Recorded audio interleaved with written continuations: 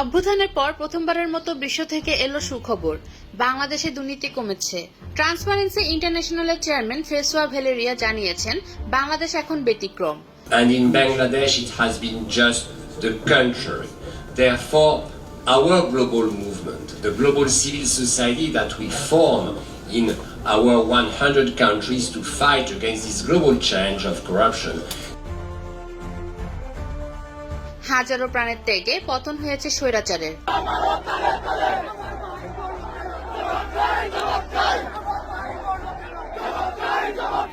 সেই রক্ত ও ত্যাগের বিনিময়েই নতুন বাংলাদেশ, যেখানে দুর্নীতির বিরুদ্ধে লড়াই শুরু। আজ সমাজে, প্রশাসনে ও অর্থনীতিতে ইতিবাচক পরিবর্তনের সূচনা হয়েছে। দুর্নীতি কমার সংবাদ তাই এক উজ্জ্বল অর্জন। প্রতি বছর $16 বিলিয়ন পাচারের দায়ে থাকা বাংলাদেশ এবার দেখাচ্ছে সাফল্য। লন্ডনে 185 মিলিয়ন পাউন্ড বাজেয়াপ্ত হয়েছে যৌথ উদ্যোগে।